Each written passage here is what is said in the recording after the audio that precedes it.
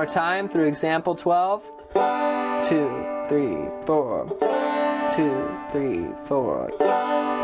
3, 4, D7, 4, G. Now, as I go through when I'm practicing, sometimes I say the chords. You know, I'll say G, 2, 3, 4, C, 2, 3, 4, G, 2, 3, 4, D7, 4. C, G, D.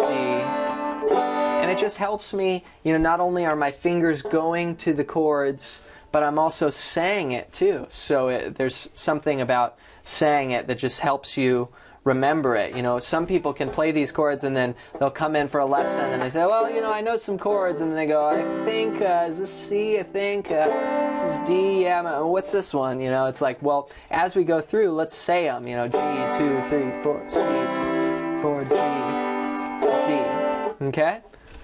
And that's called a chord progression, by the way. So when we move from one chord to the next, we're progressing. And every song has its own chord progression. So if you want to play a lot of songs, make a lot of music, you got to be able to go from any chord to any chord at any speed, you know, with any rhythm. And that's our goal. All right, example 13. We're now going to go from a C to a D7. This is the last combination here. So let's try it. C.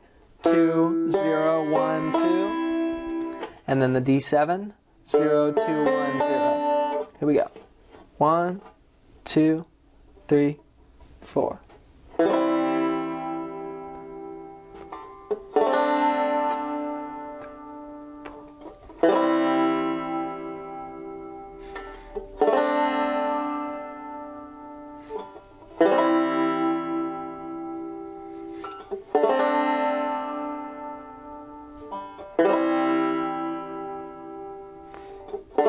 Let's add a metronome. 1, 2, 3, 4.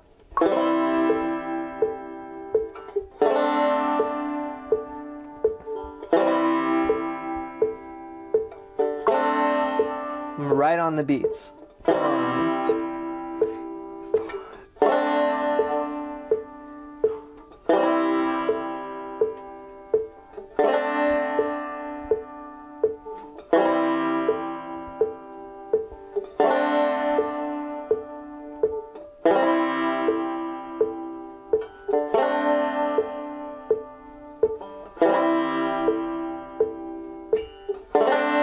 Stay focused, no mistakes.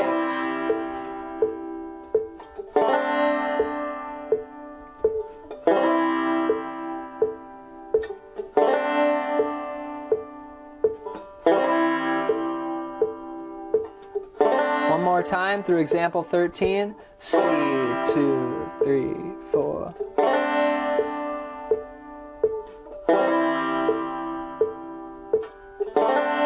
And end on a G.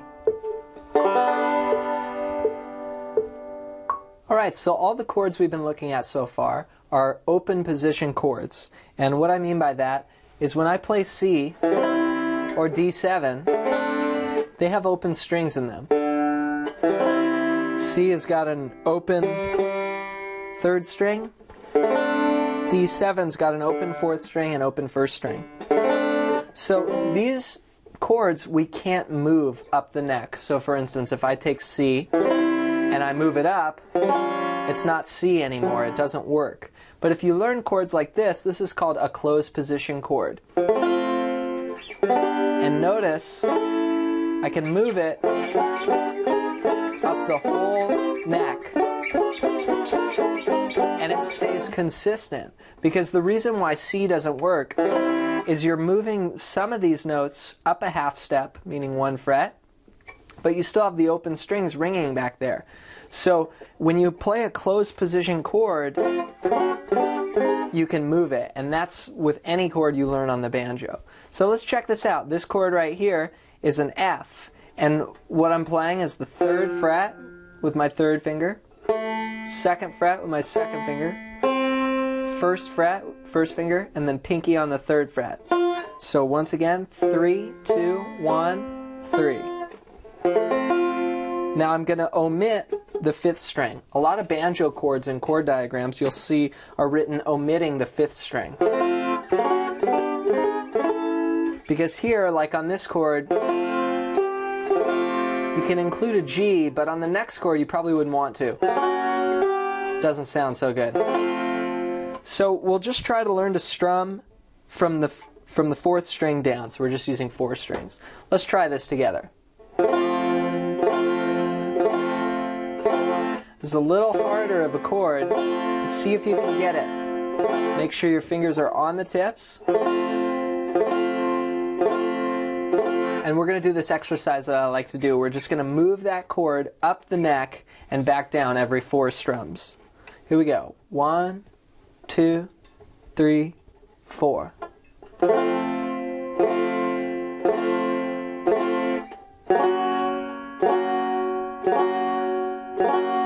Third fret.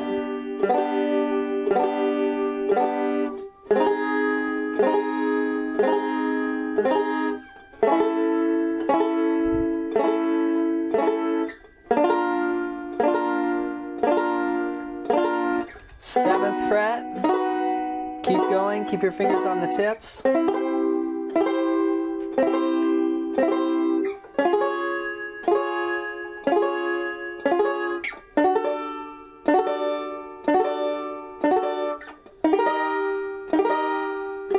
Two more.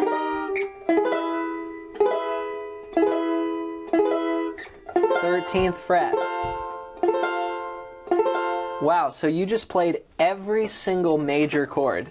F, F sharp, G, G sharp, A sharp, B, C, C sharp, D, D sharp, E, and then F again. All 12 notes. So the cool thing about that major chord is you learn one chord, but it's times 12 because you can play it on any single chord. Now the way that I know, how do I know, well this is an F and this is an F sharp? There's a note called a root note, and that is the note that names the chord. So if we reference our open D, like from the very beginning when we were tuning, remember this was our D string, D, D sharp, E, F is the next note. So that third finger there is called the root note of the chord. So wherever I place this on the banjo, I look at that note and that tells me it's that major chord. So for instance, here I'm on F, got F major, F sharp major, G major. Now if I say play F chord, I'm assuming, you assume that it's a major chord, okay? Unless you say F minor, and that's a different shape. So if I just say play F, you always assume that its full name is F major. So back up here on the 13th fret, we're going to walk back down. 1, 2, 3, 4.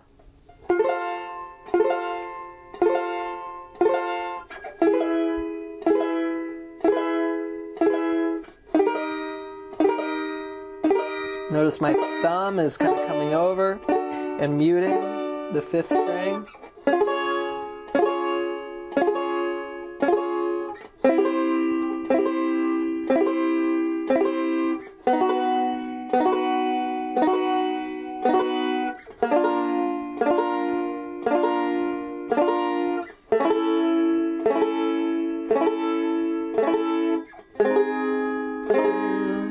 Now I'm going to pull it back so it's out of the way.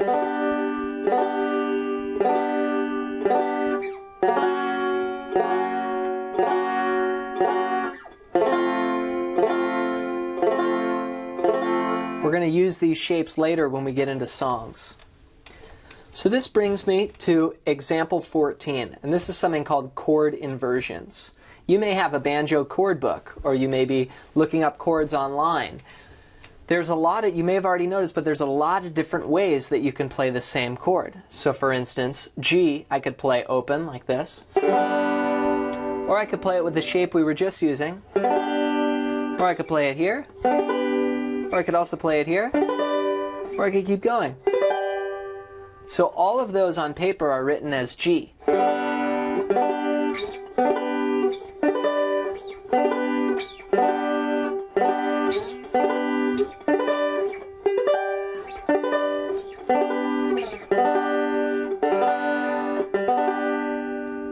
each one is what we call a different inversion, or a different chord voicing. And this is where chord books are made from. They're just collections of all the different arrangements of notes and the way that you can play a chord. So these are 3 I want you to practice. Start here on the 3rd fret. We're going to go like this. 1, 2, 3. Pinky. This is our movable major chord. Now we're going to invert it. The next chord here is on the 7th fret, and I'll start from the 3rd finger here. 3rd finger on the 9th, 1st finger on the 3rd string, 7th fret, 8th fret, 9th fret. So it's 9, 7, 8, 9. No 5th string. Just those 4. So let's try transitioning between these 2.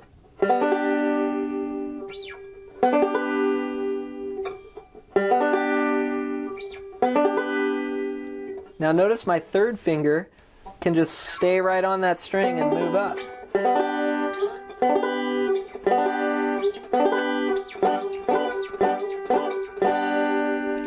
Now for the last inversion, this one's pretty cool because it's all just on the 12th fret. I just take one finger and I do what's called a bar. Barring is where you hold down more than one string. So previously we're just doing kind of one note at a time like this, but now we're going to just do a grip, lay our finger flat, and bar. This is the only exception to the rule of where your fingers, remember I said keep them up on the tips? The only time that you're allowed to not have them on the tips is when you're doing a bar.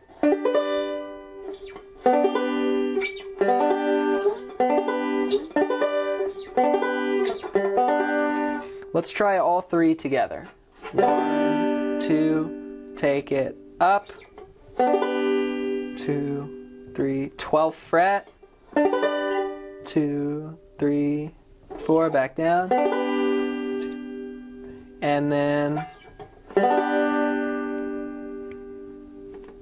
Now the 2 dots up here, if you look on your banjo, most likely you've got 2 fret markers, and that marks the 12th fret, which is the same as these notes, an octave higher.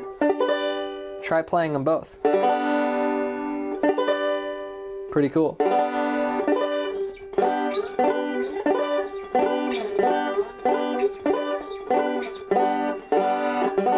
All of that is different ways of playing a G chord. So now that we're getting transitioning between chords pretty good, let's try and put our banjo rolls, what we did at the beginning, together with the chords. And we're going to really start sounding like some music here. So here's example number 15. We're going to start on the G chord, and we're going to do that basic forward roll from example 1, but we're going to put it with a G and a C chord. So to review, here's the forward roll.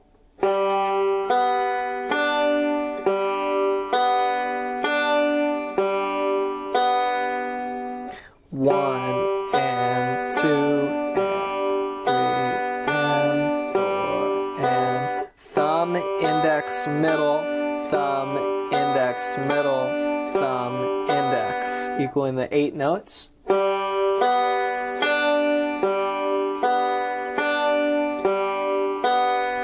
Try it.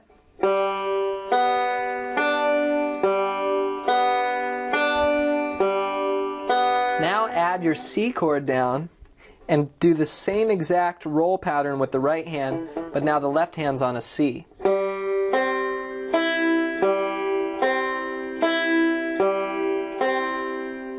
With me?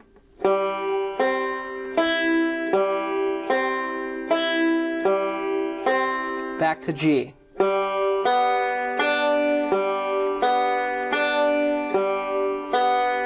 So up to speed, this is going to sound like this.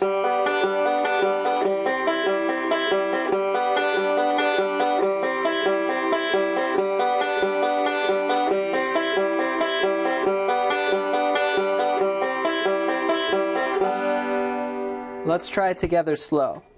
1, 2, ready, play.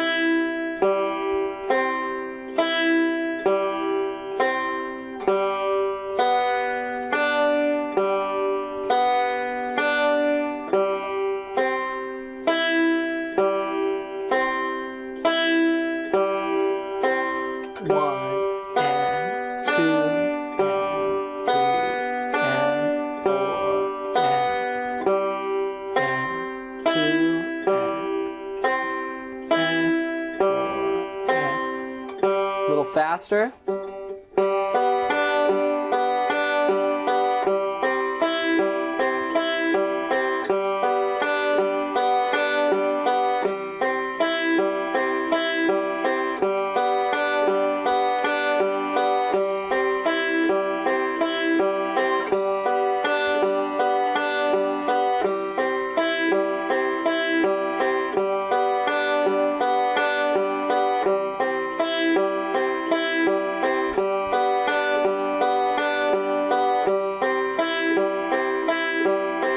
Now I'm always listening for consistency, so let's go back to our metronome here.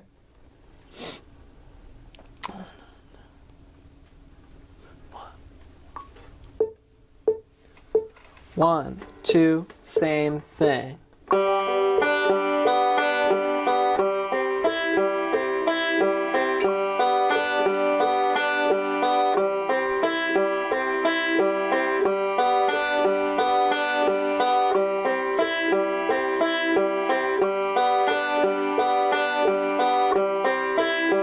Notice the eighth note rhythm, 2 and 4 and 1 and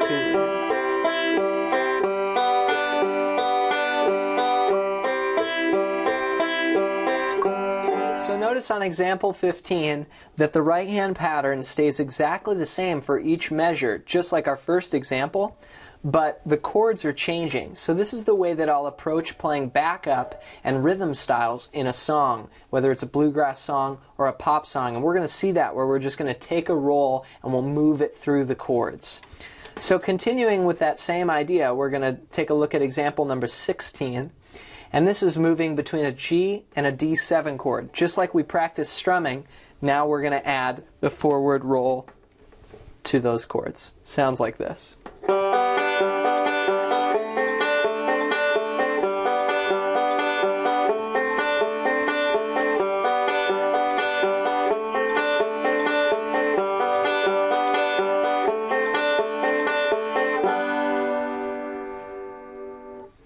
Once again, just to review the right hand pattern, it's thumb, index, middle, thumb, index, middle, thumb, index. Let's try example 16, slow.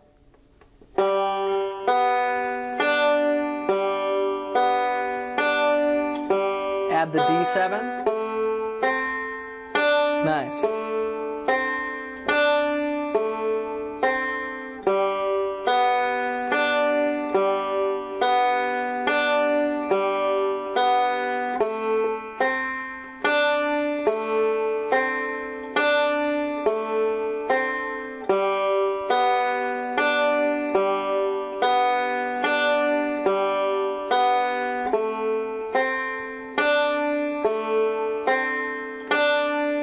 My fingers are staying right over the strings with both hands.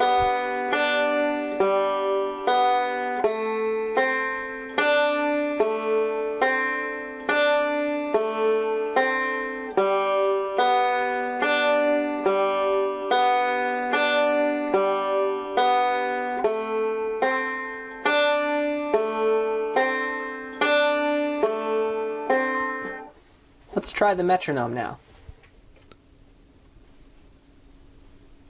This is going to be a little faster. We're going to play on every click. Ready? Go. D7.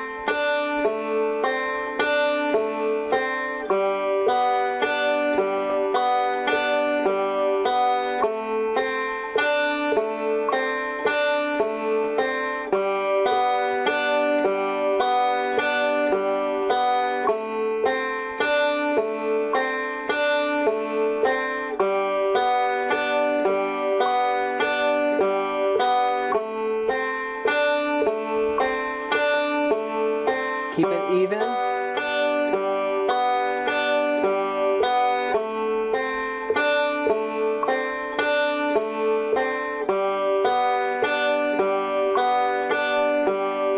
Two more times through example 16.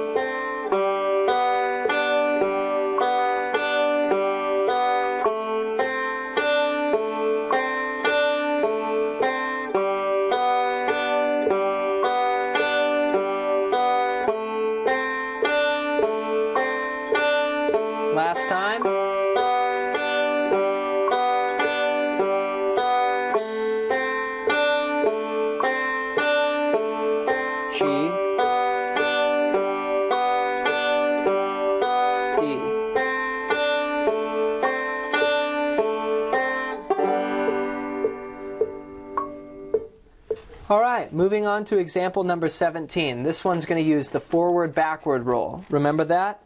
Let's review. Thumb, index, middle, thumb, middle, index, thumb, middle. So this is our forward motion, going thumb, index, middle, and then reversing that.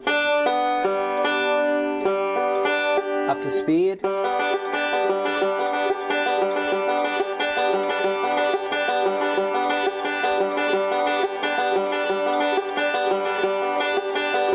So here's what example 17 sounds like.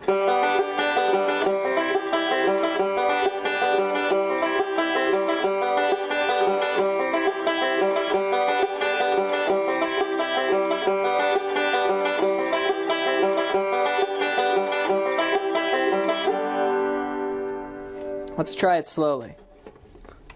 Two chords involved here are G and then C. Ready? Go.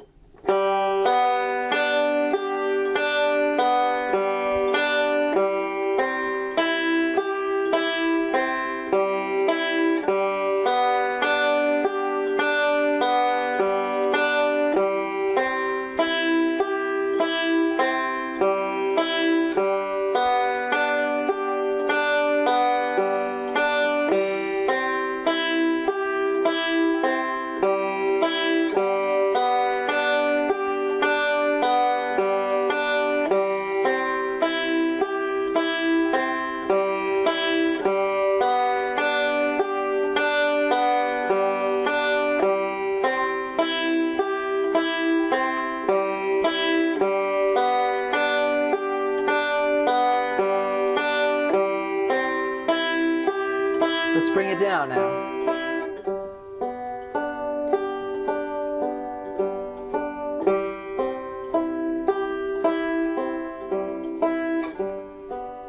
Nice and quiet.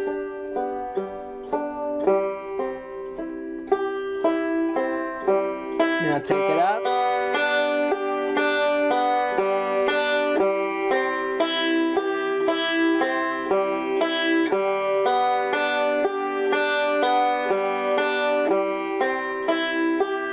Now quiet.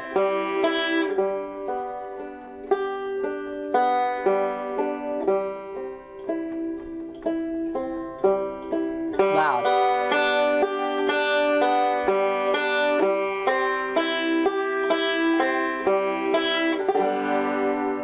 Working with the control and the dynamics we talked about earlier is really great training for your right hand. Let's add a metronome now.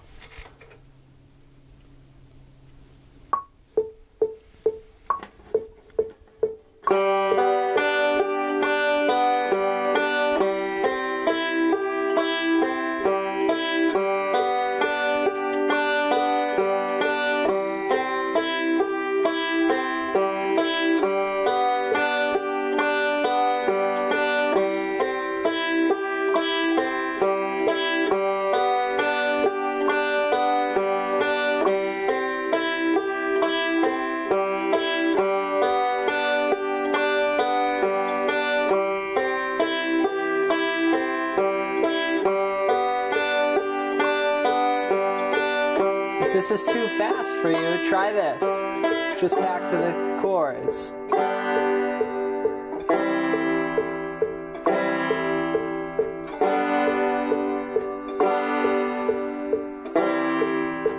Now back to the roll.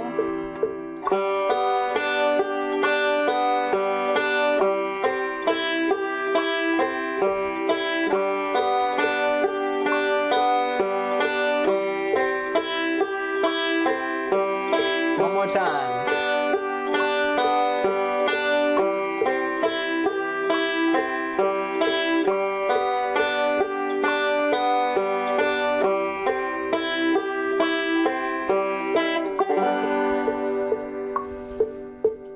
Again, everything I do is with a metronome, and I'm really just always trying to focus on getting my playing as consistent and metronomic as possible. So just like previously when we went G to C, the next chord progression we did was G to D and just strumming, and now we're going to do that with the roll. Example number 18, forward, backward roll. changing between G and D7. It sounds like this.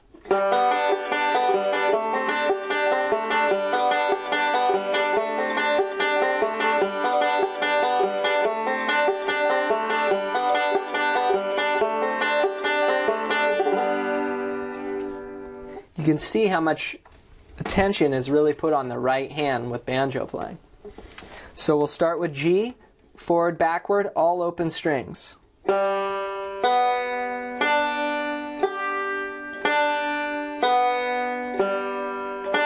I'm going to put the D7 down, do the same roll.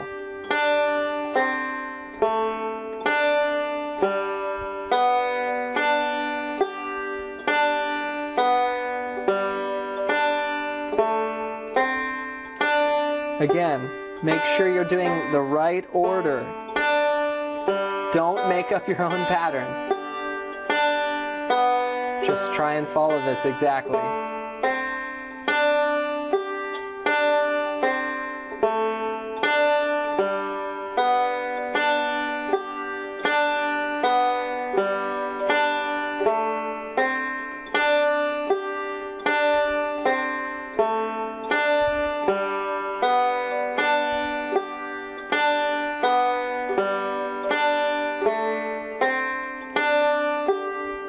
Let's speed it up.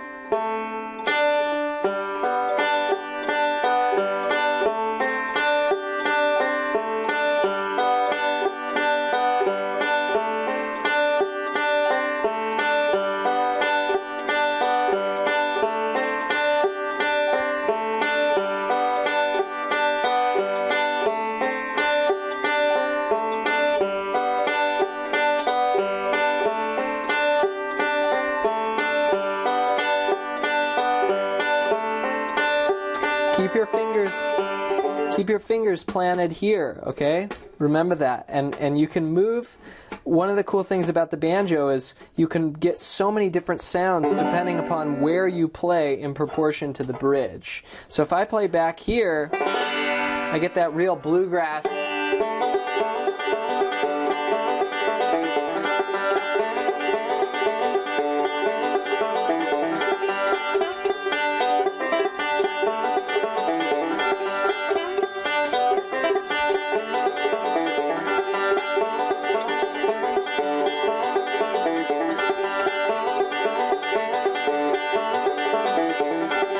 Kind of sound here where I'm just cutting through. Like, let's say you're playing with a band and you know the rhythm guitars are really loud and you need your banjo to just cut through the band on stage. Get back here and practice your rolls back here. Now if you want that warm sound, you can move closer towards the neck here and play.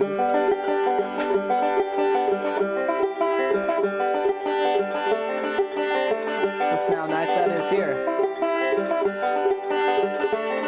Now back here.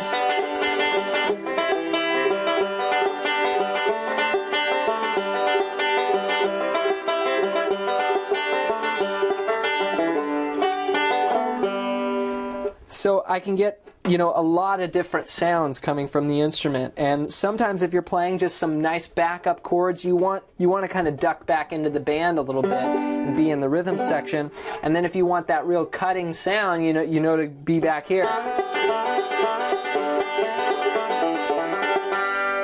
Now you'll notice that it's a little harder to play back here. You know, the string tension is tighter because you're closer to the bridge. So what I want you to do is practice some of these rolls back here just to get that strength, you know. And you can always go back and get a warmer sound by moving this way. So our next example is actually from a song now. Alright, we're doing good. We're getting our fingers together. We got some rolls. We got some chords. Let's put it all together in a song. This is from a classic bluegrass traditional tune called Boil Them Cabbage Down. And we're going to use 3 chords. We've got a G, a C, and a D7. Again, those are like the 3 most common bluegrass chords. So if you look at the sheet music, example 19, we're going to play 1 measure of G, 3 3, 4. One measure of C, one measure of G, and one measure of D. So the first part is G, C, G, D. Let's do that together. 2.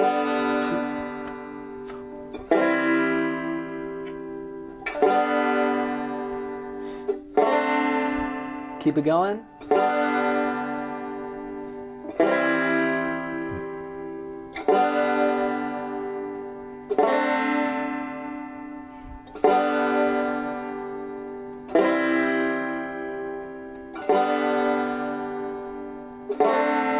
This is the first 4 bars.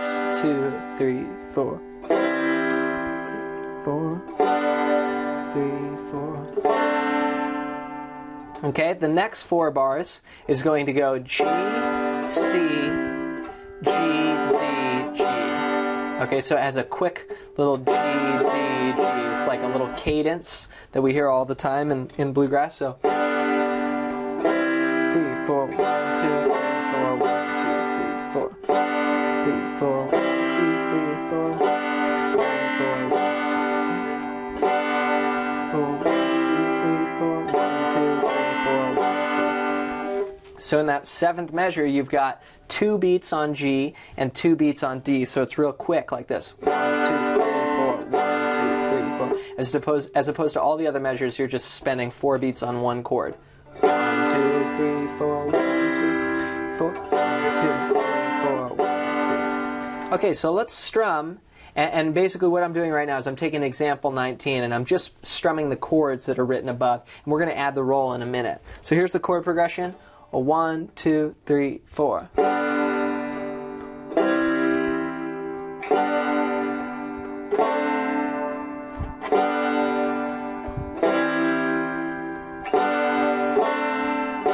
One more time.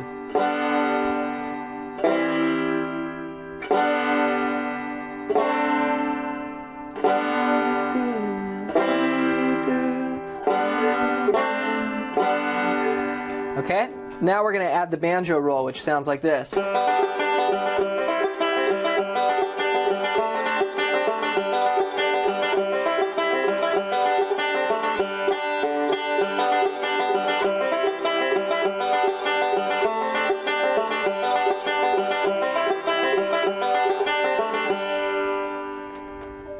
So, what am I doing there? I've basically just sped up my forward-backward roll, and I'm copy-pasting it to each chord. So the first measure is...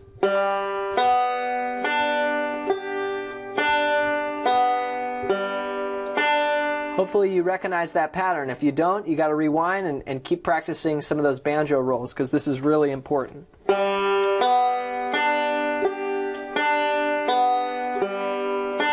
Now we're going to add a C.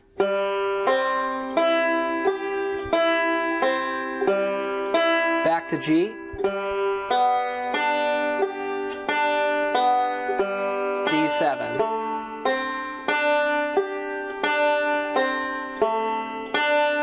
Let's do the first 4 bars. We'll practice it a few times.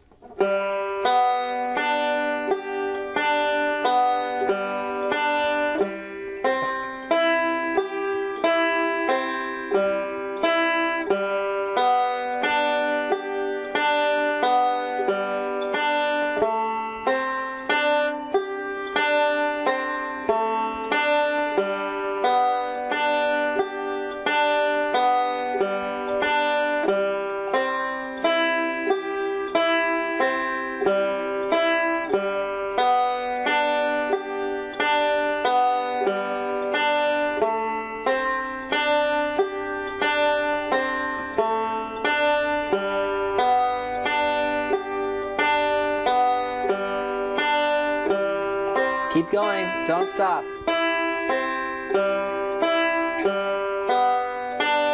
Nice.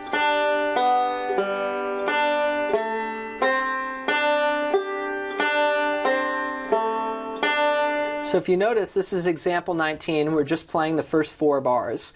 And this is how I like to practice music, you know. If I'm learning a new song, the worst thing to do is just start at the beginning and play it all the way through to the end. And then, you know, you get to the end, you're like, okay, what happened? And then you go back to the top, you play it all the way through again. just, if this song, you might say, hey, John, this is a lot of stuff. This is a lot of notes. Well, just take the first measure. Take the first 5 notes. Whatever, just bite-sized pieces and put it together that way. And that way you're going to retain it more, and it's going to stay with you. So here's the next 4 bars of example 19. The chords go G, C, G, D, G. Here we go.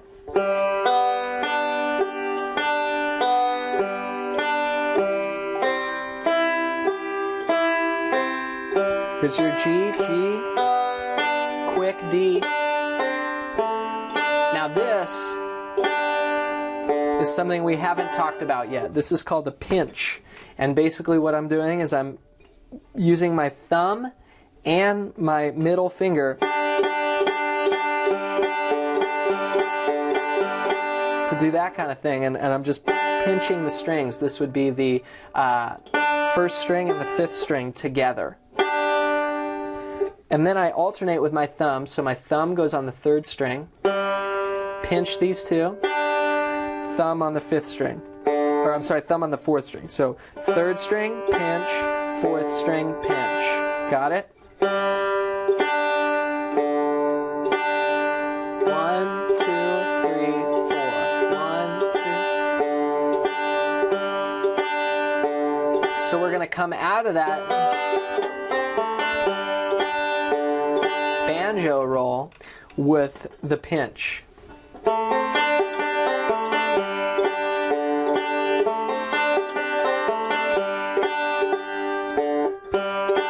Now proceeding up to that, we have another new thing where basically normally in all our examples so far we're playing the entire banjo roll on one chord. So like the forward backward is G, so that's the roll ones, and then the C.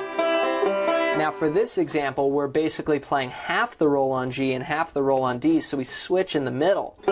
So you do forward on G and then backward on D7.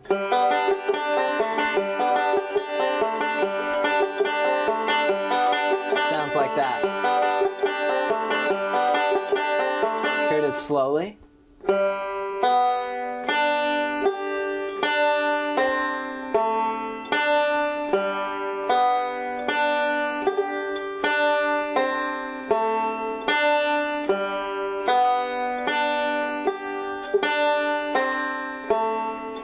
Straight into the pinch. So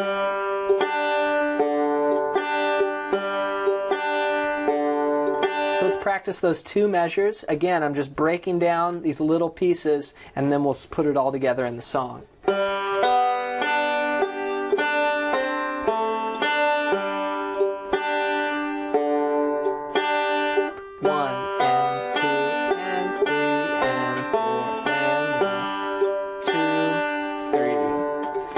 Faster.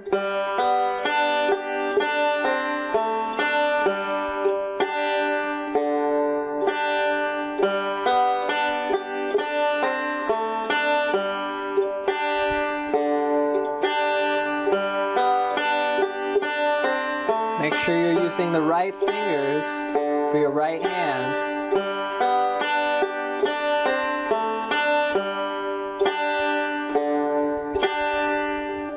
Alright, so now that we've practiced that part, let's put it all together. 1, 2, 3, 4.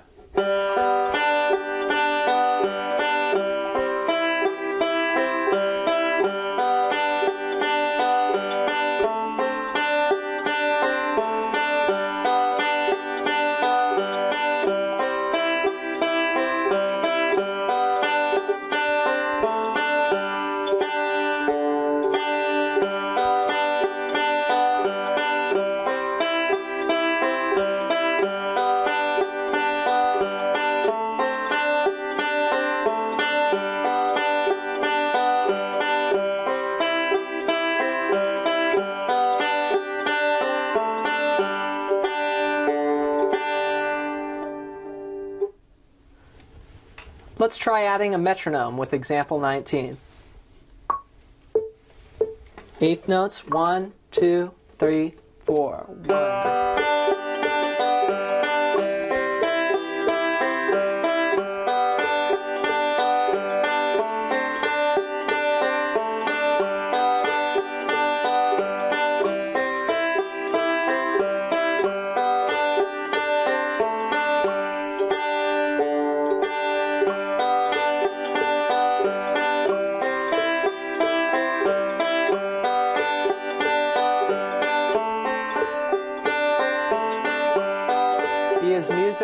you can.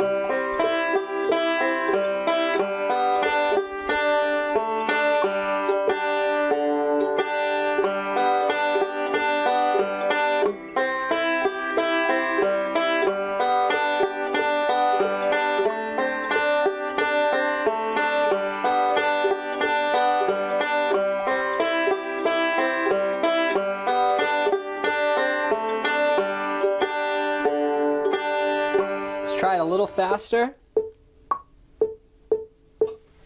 120 beats per minute. It's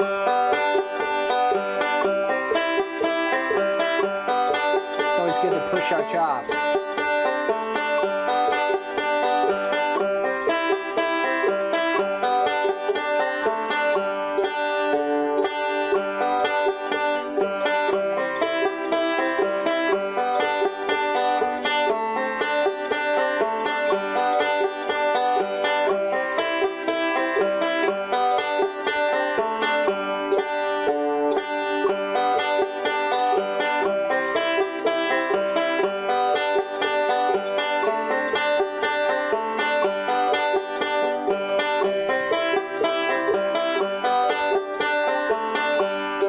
Go even faster now. 160. 1, 2, 1, 2, 3, 4.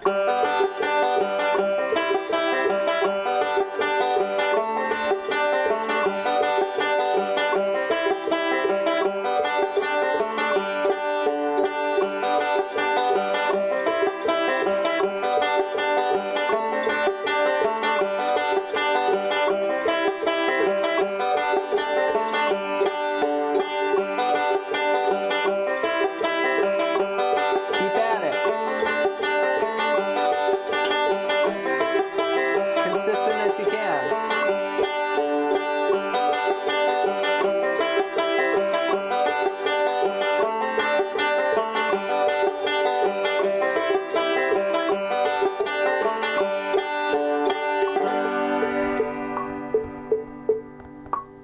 Woo! Shake it off, shake it off. All right, so in our previous example, we looked at the pinch technique. And remember, that was using 2 fingers at a time and getting notes like this. You know, it sounds like this in the last example. That's just a good exercise in itself.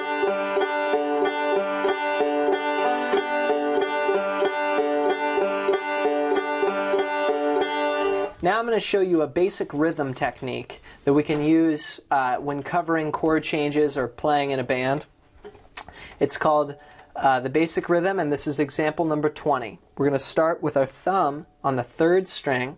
We're going to play that, and then we're going to do a 3-finger pinch. So our thumb is going to go on the 5th string, 1st finger on the 2nd string, and middle finger on the 1st string. So all 3 of those notes, and again, that's thumb here, 1st finger or index finger on the 2nd string, and then middle finger on the 1st string.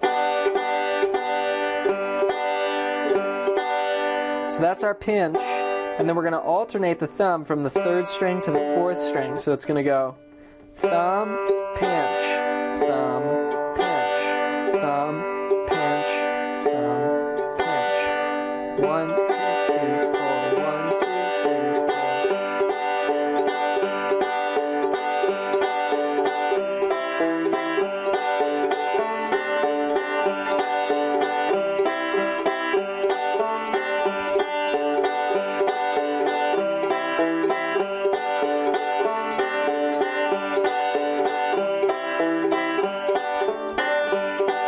That's the basic idea there, and if we play through example 20, it's going to have a G chord for the first measure, and then I put a C chord on. Again, my right hand pattern stays consistent. 3rd string, pinch, 4th string, pinch, and then we've got a D7 here. Now here's another way of playing a D7 that's a little new. For some of you, I'm sure, you've got your 1st finger second finger, and then pinky, if you can reach it, all the way up to the 4th fret. So, and then what I do is I do thumb, and instead of bringing my thumb down here like I did on G, I'm going to just do my index and middle. So,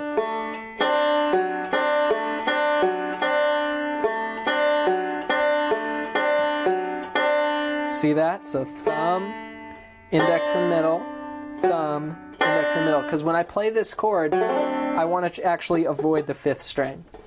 So no 5th string. Cool sounding D7. So here's number 20.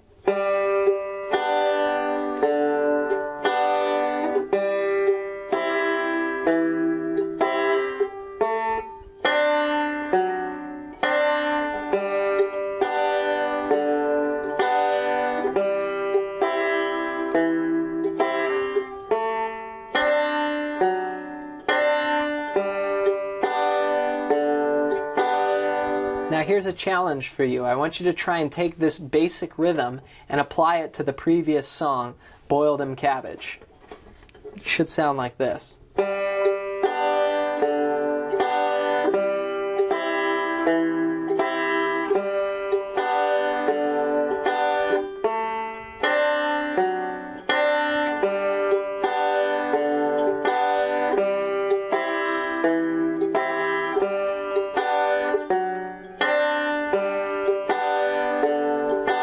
Up to speed.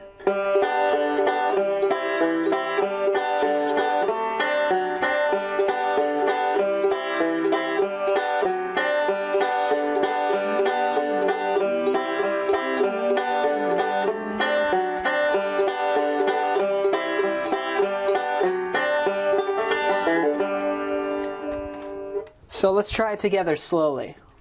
Again, our rhythm is quarter notes. 1, 2, 3, 4. Ready? 1, 2, ready, play.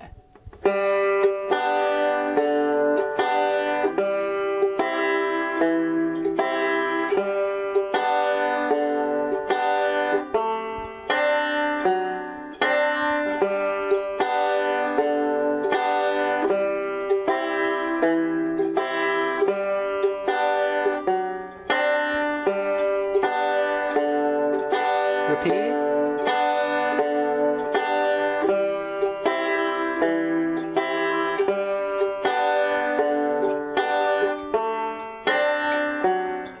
Try and keep your fingers close to the frets.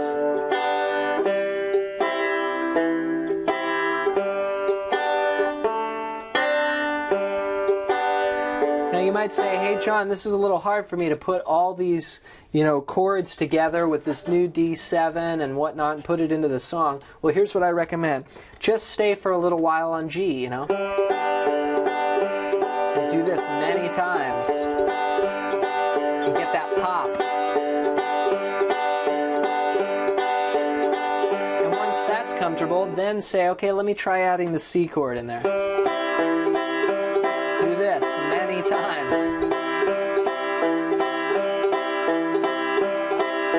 And then work on the D7.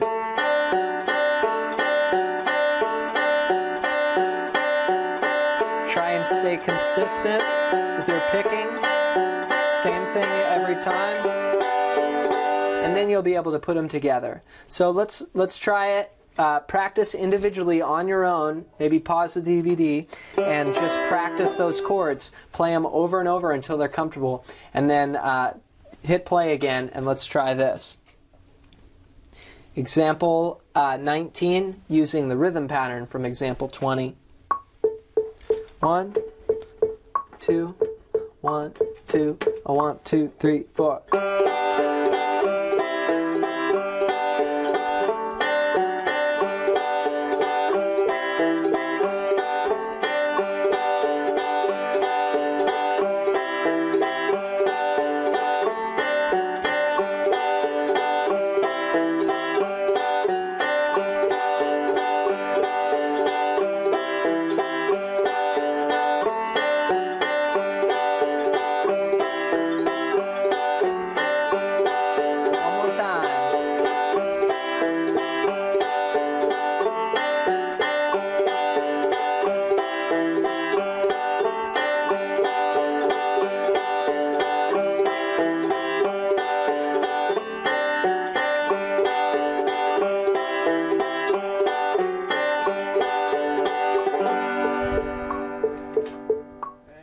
you're doing great. Pop in disc number 3 and let's play some songs.